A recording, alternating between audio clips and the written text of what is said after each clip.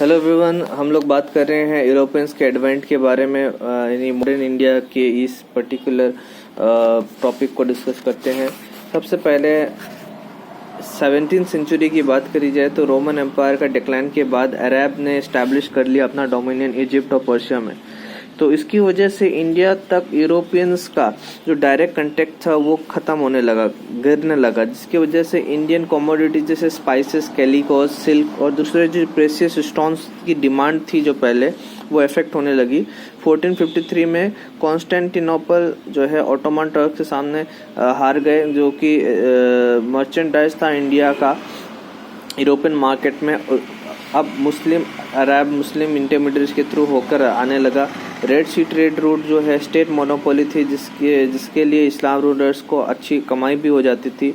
Land route India तक आने के लिए वो सारा कुछ अरब ने कंट्रोल करके रखा था। इसकी वजह से डायरेक्ट सी रूट जो है इंडिया तक आने का, उसको खोजने के लिए यूरोपियंस ट्राई करने लगे।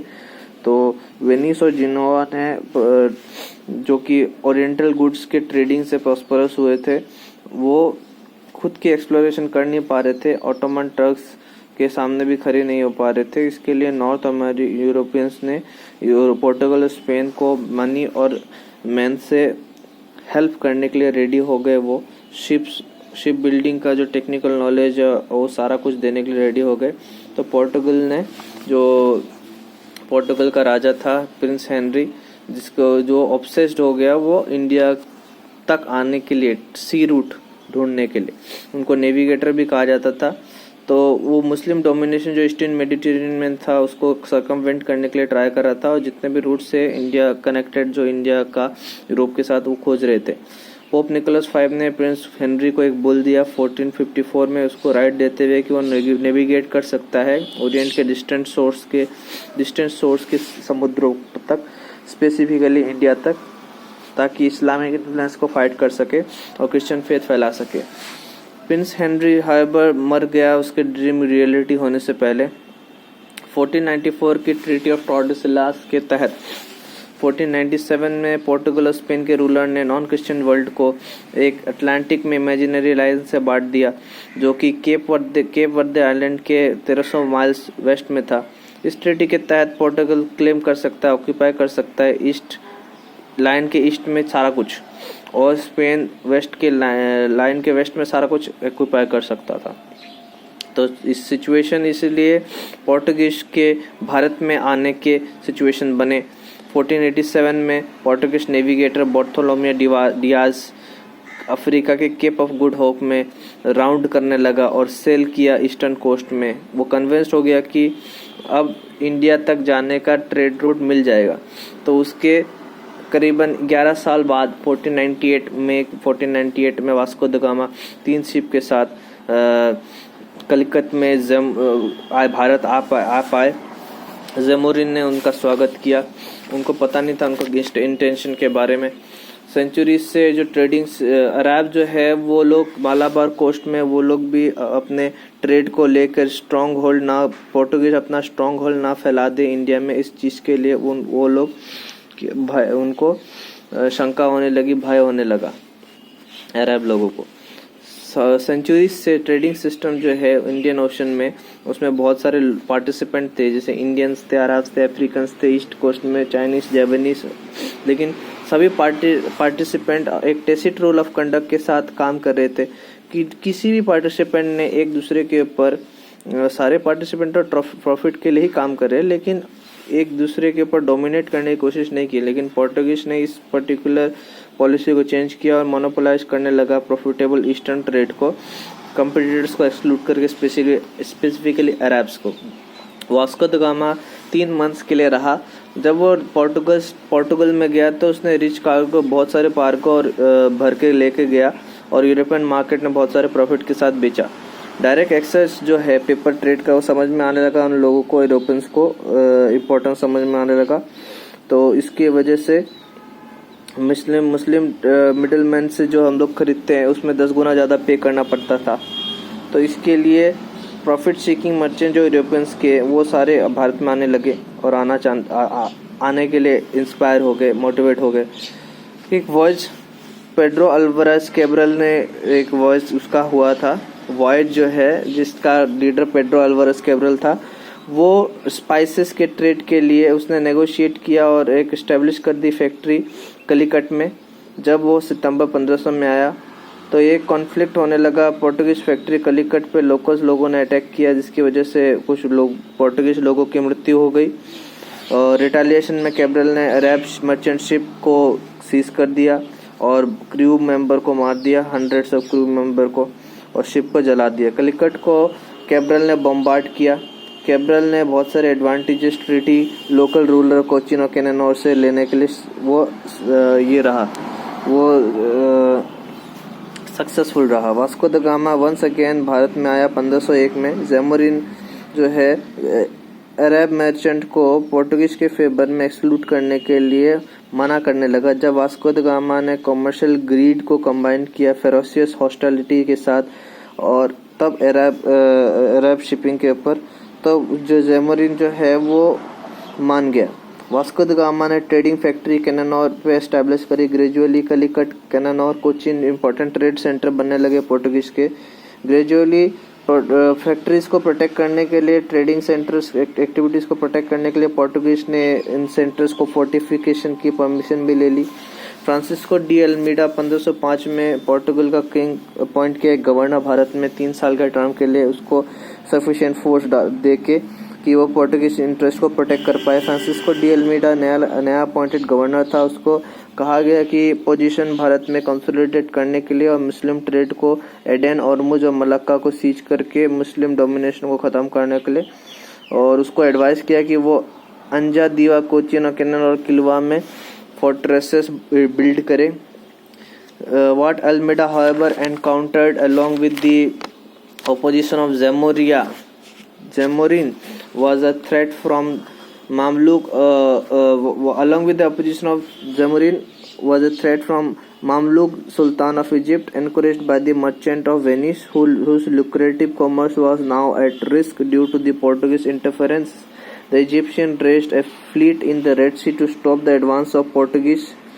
In 1507, the Portuguese squadron was defeated in a naval battle due by the combined Egyptian and Gujarat navies, and Almeida's son was killed.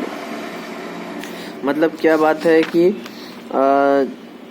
जब अल्मीडा ने एनकाउंटर किया ज़ैमोरिन का अपोजिशन और ममलूक डायनेस्टी सुल्तान इजिप्ट का, जो merchant of Venice, इनका भी encouragement मिला इन लोगों को। माने ज़ैमोरिन ममलूक सुल्तान ऑफ इजिप्ट, जिसके पास सपोर्ट था वेनिस का। क्यों वेनिस का सपोर्ट था? क्योंकि उनका ट्रेड भी रिस्क में आने लगा पोर्टुगीज इंटरफेरेंस की वजह से।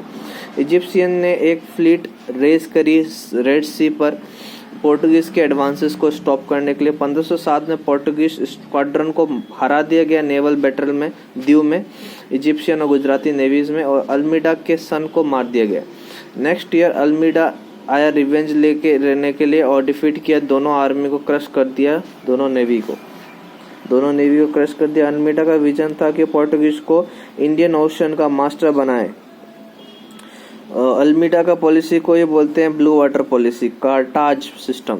अल्फोंसो दी एल्बेक्योर्की जो है, जिसने कि अल्मीडा को सक्सीड किया था, वो पोर्टुगीज गवर्नर के तौर पर रियल फाउंडर था पोर्टुगीज पावर का ईस्ट में। उसका एक टास्क जो वो कंप्लीट किया था डेथ से पहले, वो रियल फाउंडर बना था पोर्टुगीज का भारत में।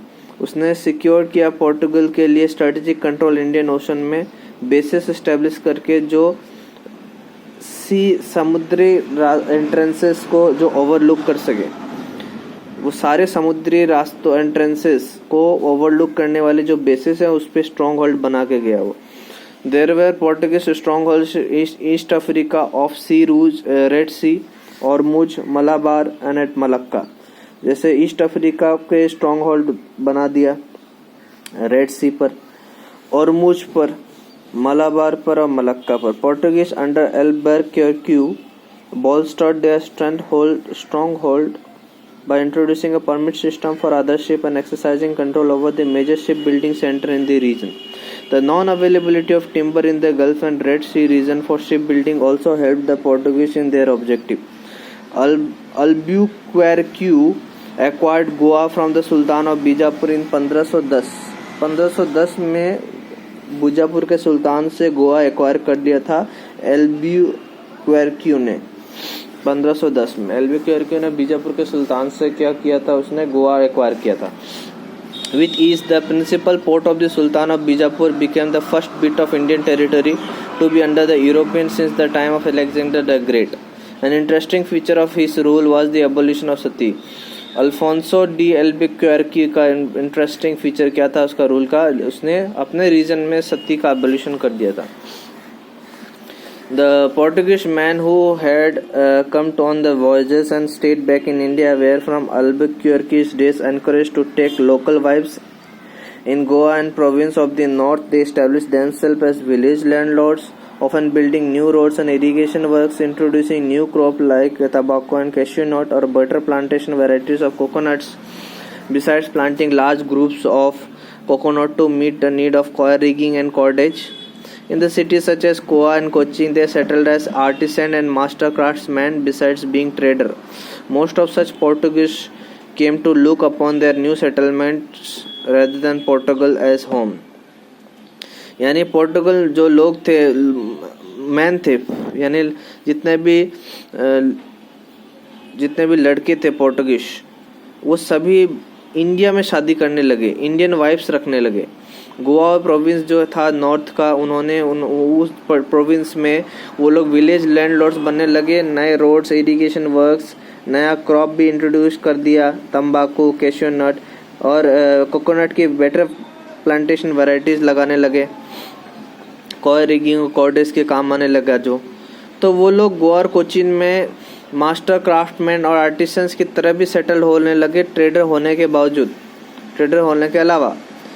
तो पोर्टुगीज अपने सेटलमेंट को इंडिया में देखने भी आते थे। नीनो दा Cunha assumed office of the governor of Portuguese interest in India in November 1529।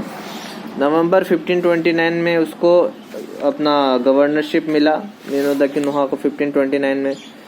एल्मीडा को 1505 में मिला था।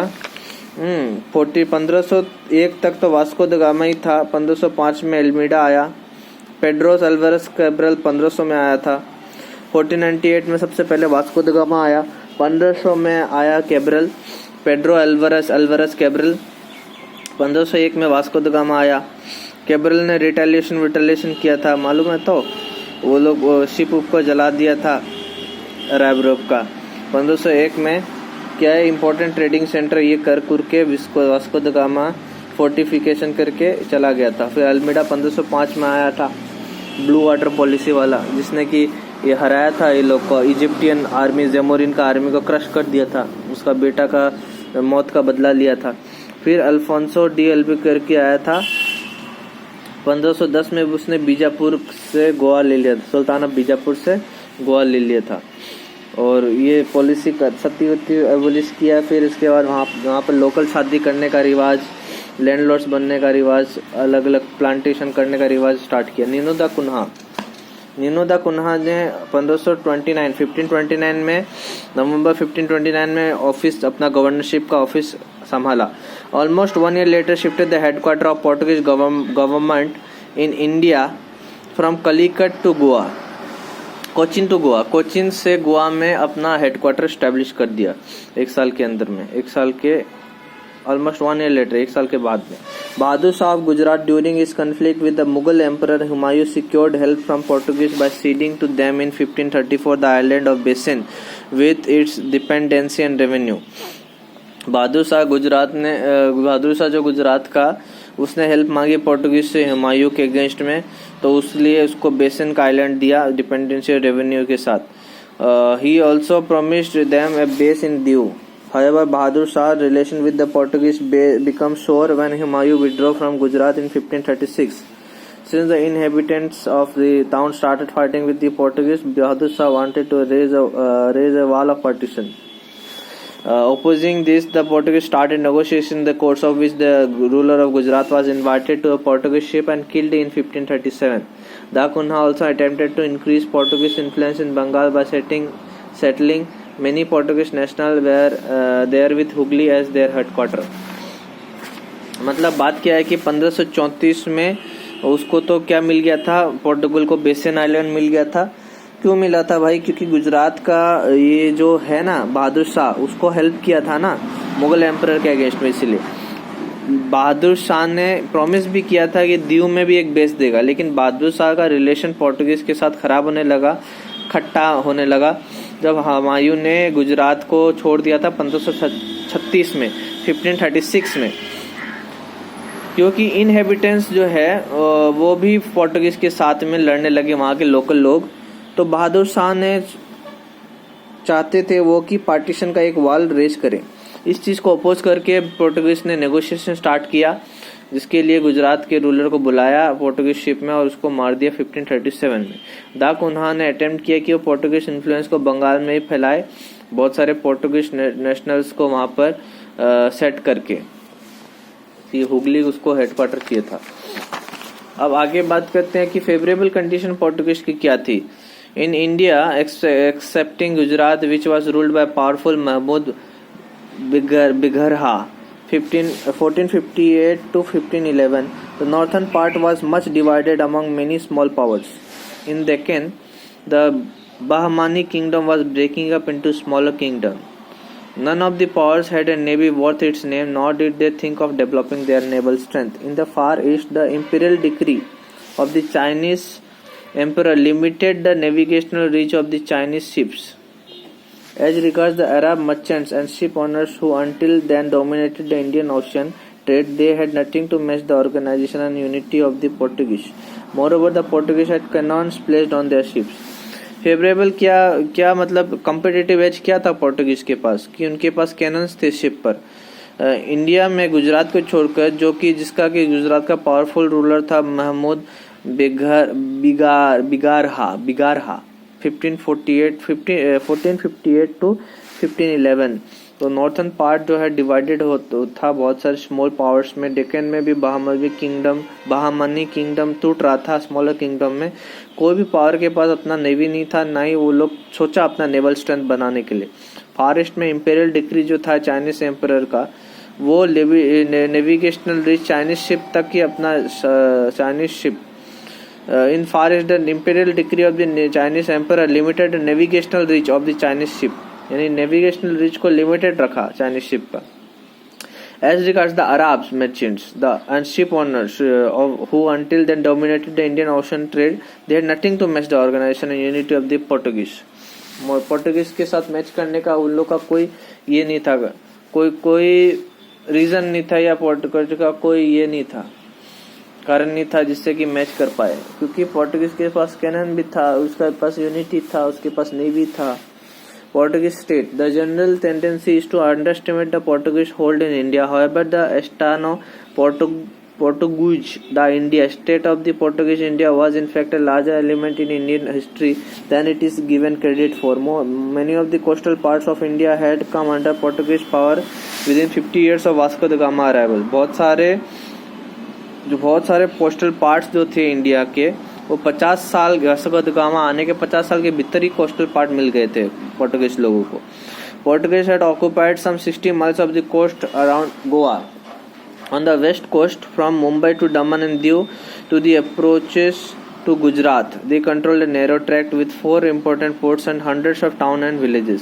पोर्टुगीज ने गोवा के अराउंड 60 माइल्स का कोस्ट जो है ऑक्युपाई कर लिया था, 60 माइल का। वेस्ट कोस्ट में मुंबई से दमन और दीव तक से लेके गुजरात तक उनका एक नैरो ट्रैक्ट था 4 important पोर्ट्स के साथ में, और hundreds of टाउन और विलेजेस थे। In the south they had under them a chain of sea ports, fortresses and trading ports like Mangalore, Cannanore, Cochin, Calicut. South में उनके पास सी पोर्ट फोर्ट्रेसेस थे, ट्रेडिंग पोस्ट थे जैसे Mangalore, Kannauj, Cochin, Calicut. And though their power in Malabar was not consolidated, it was enough to ensure influence and control over the local rulers who had the spice growing land. Portuguese established further military posts and settlement on the east coast in Santhome in Chennai and Nagapattinam in Andhra.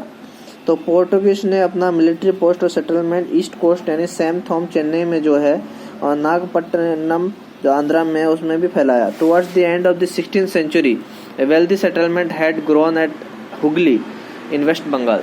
16th century के ख़त्म होते हुए एक wealthy settlement बना लिया हुगली में, waste Bengal में। Envoys and ambassadors were exchanged between Goa and many of the major kingdom in India of the time. Envoys and ambassadors exchange होते रहे गोवा और बहुत सारे मेजर किंगडम में इंडिया के। Treaties were signed between Goa and Deccan Sultan in 1570, which were regularly renewed as long as their kingdoms lasted. यानी कि treaties sign होते रही गोवा और डेक्कन सुल्तान के बीच में 1570 में। वो सारी ट्रीटीज को रिन्यू करते रहे जब तक कि किंगडम बचा रहा, तब तक रिन्यू होता रहा।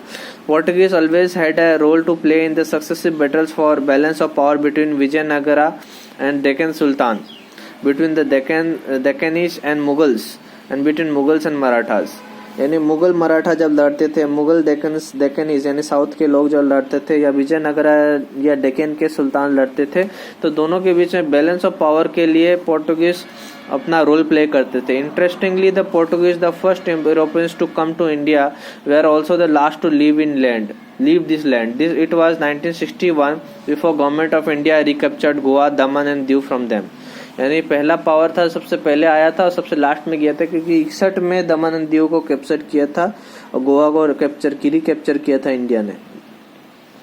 Portuguese administration in India. The head of the administration was the viceroy, who served for 3 years with his secretary, and in last years a council. Next in importance came the Vedar da Fazenda, responsible for revenue and cargoes and dispatch of fleets.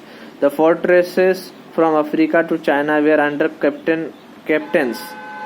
Fortresses from Africa to China were under captains assisted by factors, whose power was increased by difficulties of communication and was too often used for personal ends. Portuguese administration Bharat में बात करें तो जो head थी, administration का head था, वो viceroy था, जो 3 साल के लिए सर्व करता था अपना सेक्रेटरी के साथ। और लास्ट वर्षों में एक काउंसिल भी बनाया गया। नेक्स्ट इन इम्पोर्टेंस बाद में आया विदर द फजेंडा, जो कि रेवेन्यू के लिए रिस्पॉन्सिबल था, कार्गो और फ्लीट्स के डिस्पैच के लिए रिस्पॉन्सिबल था। फोर्ट्रेसेस अफ्रीका से चाइना तक वो कैप्टन्स के हाथ में था, जो फैक्टर्स असिस्ट करते थे, जिसका पावर बढ़ने लगा कम्युनिकेशन के डिफिकल्टीज होने की वजह से, और पर्सनल एंड से भी यूज करने लगे वो लोग। रिलीजियस पावर पॉलिसी पोर्टुगीज का, the Moors were the bitter enemies of the Portuguese in North Africa, so were the Arabs arriving in the east, and Portuguese brought with them the same zeal to promote Christianity and the wish to persecute all Muslim. Intolerant towards Muslim, the Portuguese were initially quite tolerant towards the Hindus. However, over time, after the introduction of Inquisition in Goa,